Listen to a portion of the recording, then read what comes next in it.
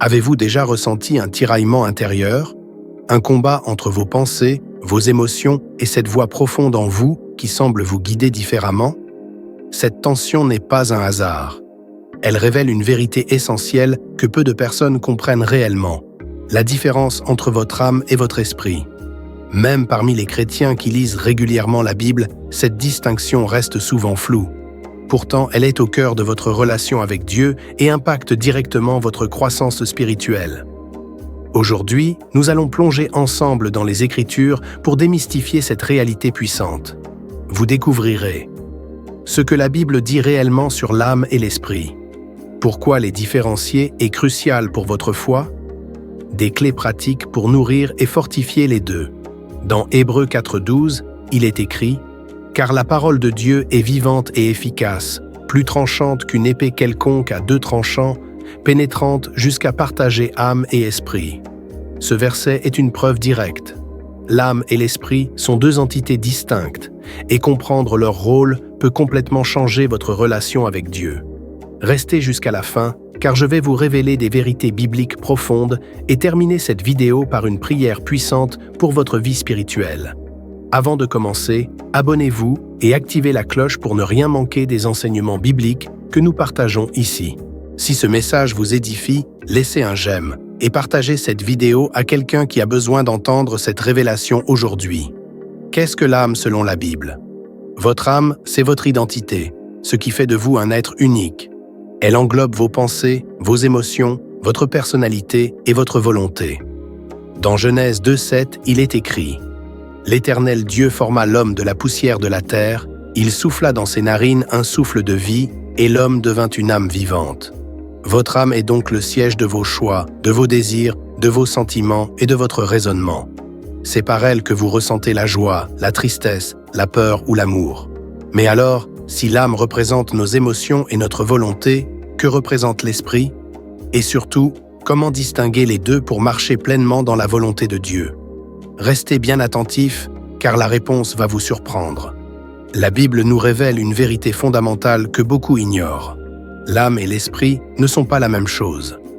Chacun joue un rôle essentiel, mais c'est leur interaction qui détermine si nous marchons selon notre chair ou selon l'Esprit de Dieu. Dans Psaume 42:11, le psalmiste exprime un profond tourment intérieur. « Pourquoi t'abattes-tu, mon âme, et gémis-tu au-dedans de moi? Espère en Dieu, car je le louerai encore. » Ce verset illustre une réalité puissante. Notre âme peut être troublée, mais elle peut aussi être réorientée vers Dieu. L'âme est le siège de nos pensées, de nos émotions et de notre volonté. C'est elle qui nous fait ressentir la joie, la tristesse, la peur ou encore l'enthousiasme. Mais attention, l'âme, bien qu'essentielle, est influençable. Nos émotions peuvent être instables et nos désirs parfois contraires à la volonté de Dieu. C'est pourquoi la Bible nous exhorte à renouveler notre intelligence. Romains 12:2. Ne vous conformez pas au siècle présent, mais soyez transformés par le renouvellement de votre intelligence, afin que vous discerniez quelle est la volonté de Dieu. Si nous nous laissons guider uniquement par notre âme, nous risquons de prendre des décisions impulsives, influencées par nos émotions et nos expériences humaines.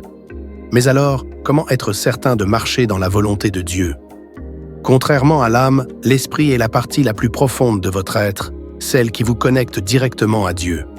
C'est par lui que nous recevons des révélations, que nous adorons avec sincérité et que nous discernons la vérité spirituelle. Jean 4:24, « Dieu est esprit, et il faut que ceux qui l'adorent en esprit et en vérité. » Ce passage est essentiel. Il nous rappelle que Dieu ne cherche pas seulement des adorateurs émus par la musique ou l'ambiance, mais des cœurs véritablement connectés à lui, en esprit et en vérité. L'esprit humain est comme une antenne spirituelle, toujours en quête de communion avec le Seigneur. Il est la partie de nous qui perçoit les choses célestes et qui nous permet de marcher selon la volonté divine. C'est à travers votre esprit que le Saint-Esprit vous parle, vous guide et vous transforme. Lorsque votre esprit est éveillé, il prend le dessus sur votre âme et vous aide à aligner vos émotions, vos pensées et vos décisions avec la volonté parfaite de Dieu. Alors, qui contrôle votre vie aujourd'hui? Votre âme, influencée par le monde et ses incertitudes? Ou votre esprit, guidé par le Saint-Esprit et connecté à la vérité divine? Dans la suite de cette vidéo, nous allons voir comment nourrir votre esprit pour qu'il prenne le dessus sur votre âme et vous permette de marcher pleinement selon la volonté de Dieu. L'âme est ce qui nous rend uniques. Elle regroupe nos pensées, nos émotions et notre volonté. C'est par elle que nous ressentons la joie, la tristesse, la peur, l'amour ou encore la colère. Genèse 2:7. L'Éternel Dieu forma l'homme de la poussière de la terre. Il souffla dans ses narines un souffle de vie, et l'homme devint une âme vivante. L'âme nous permet d'interagir avec le monde, mais elle est aussi influençable. Elle peut être troublée, incertaine ou dominée par les désirs charnels. C'est pourquoi le psalmiste déclare, Psaume 42, 11, « Pourquoi t'abattu mon âme et gémis-tu au-dedans de moi? Espère en Dieu, car je le louerai encore. » Ce verset montre que l'âme peut vaciller, mais elle peut aussi être réorientée vers Dieu. Contrairement à l'âme, l'esprit est la partie de nous qui est connectée à Dieu. Il nous permet de recevoir la révélation divine, de discerner la vérité et d'adorer sincèrement. Jean 4, 24. Dieu est esprit et il faut que ceux qui l'adorent en esprit et en vérité. L'esprit est comme une antenne spirituelle. Il est conçu pour capter la voix de Dieu. Lorsque nous sommes en communion avec lui, notre esprit se fortifie et prend le dessus sur notre âme, nous permettant de marcher dans la paix et l'assurance divine. Si nous ne faisons pas la différence entre l'âme et l'esprit, nous risquons de confondre nos émotions avec la voix de Dieu. Prenons l'exemple de l'apôtre Paul. Dans Romains 7, 15, 25, il décrit son combat intérieur. « Je ne fais pas le bien que je veux, et je fais le mal que je ne veux pas. » Ce passage illustre parfaitement le conflit entre l'âme, influencée par la chair, et l'esprit, qui désire suivre Dieu. Mais Paul ne s'arrête pas là. Il proclame la victoire en Jésus-Christ, affirmant que c'est en laissant l'Esprit de Dieu agir en nous que nous pouvons surmonter cette lutte intérieure. Un autre exemple frappant est Jésus à Gethsémane. Matthieu 26, 38, « Mon âme est triste jusqu'à la mort. » À ce moment, son âme était profondément troublée face à la souffrance imminente. Pourtant, son esprit est resté ancré en Dieu, et il a prié avec soumission. « Non pas ma volonté, mais la tienne. » Cet exemple nous montre que même dans les moments les plus difficiles, nous avons le choix de laisser notre âme nous submerger ou de laisser notre esprit nous guider vers la volonté parfaite de Dieu. Comment nourrir à la fois votre âme et votre esprit? Pour l'âme, renouvelez vos pensées par la parole de Dieu, Romains 12, 2. Exprimez vos émotions dans la prière comme le psalmiste, élevez votre âme par la louange et l'adoration. Pour l'esprit, passez du temps dans la présence de Dieu. Soyez sensibles à la voix du Saint-Esprit. Recherchez la communion avec le Seigneur à travers la prière et la méditation. Lorsque votre esprit est fortifié, il prend le dessus sur votre âme et vous marchez alors dans une paix profonde et une direction claire. Alors, qui dirige votre vie aujourd'hui? Votre âme ou votre esprit? Si vous voulez que votre esprit prenne le contrôle et vous guide selon la volonté de Dieu, restez jusqu'à la fin de cette vidéo, car je vais vous partager des clés puissantes pour renforcer votre vie spirituelle et une prière qui transformera votre relation avec Dieu. Dieu nous donne des clés pour aligner notre âme et notre esprit afin de marcher dans sa paix et sa puissance. L'âme est influencée par nos expériences, nos émotions et nos pensées. Elle peut être troublée par les défis de la vie, mais elle peut aussi être fortifiée par la vérité divine. Lire et méditer la parole de Dieu renouvelle notre intelligence, Romains 12, 2, et nous permet de filtrer nos pensées à travers la vérité divine. Plus nous méditons sur les Écritures, plus notre âme trouve la paix face aux incertitudes et aux tempêtes de la vie. Faites de la parole une habitude quotidienne. Même quelques versets médités avec foi peuvent transformer votre journée. Mais ce n'est pas tout. Entretenez-vous par des psaumes, des hymnes et des cantiques spirituels, chantant et célébrant de tout votre cœur les louanges du Seigneur. Éphésiens 5, 19. La louange et l'adoration ont un impact puissant sur votre âme. Elles réorientent vos émotions vers Dieu, dissipent l'angoisse et remplissent votre cœur de gratitude.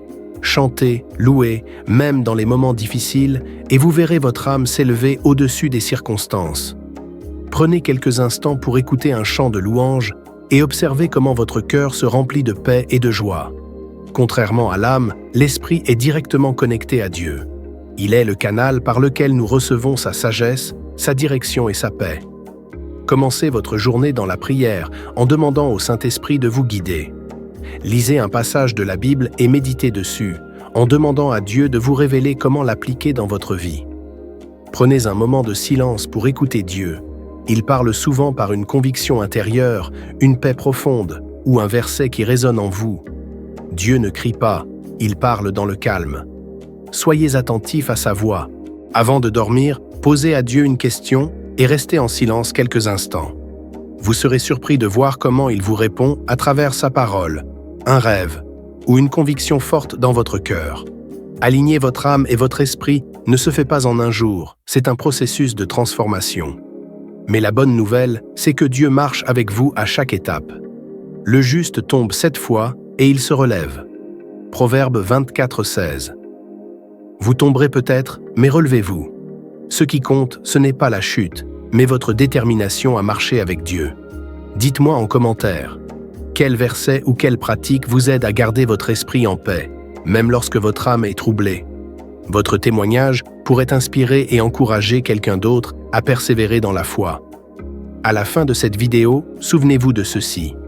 Votre âme et votre esprit sont 2 réalités essentielles de votre être. Dieu veut que vous les nourrissiez pour marcher dans la plénitude de sa volonté. Ne laissez pas les soucis de ce monde dominer votre âme. Ne laissez pas vos émotions vous éloigner de la paix divine. Fixez vos yeux sur Jésus et marchez selon son esprit. L'affection de la chair, c'est la mort, mais l'affection de l'esprit, c'est la vie et la paix. Romains 8:6. Maintenant clôturons par une petite prière puissante. Nous prions.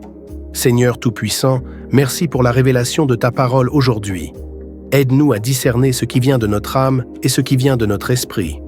Apprends-nous à marcher selon ton esprit et à te rechercher de tout notre cœur. Bénis chacun de ceux qui écoutent cette prière et accorde-leur ta paix, ta clarté et ta force pour avancer selon ta volonté. Au nom de Jésus, Amen. Si cette vidéo vous a édifié, partagez-la avec vos proches. Ensemble, faisons grandir une génération connectée à Dieu. Abonnez-vous et activez la cloche pour ne manquer aucun contenu édifiant. À très bientôt pour de nouvelles révélations bibliques.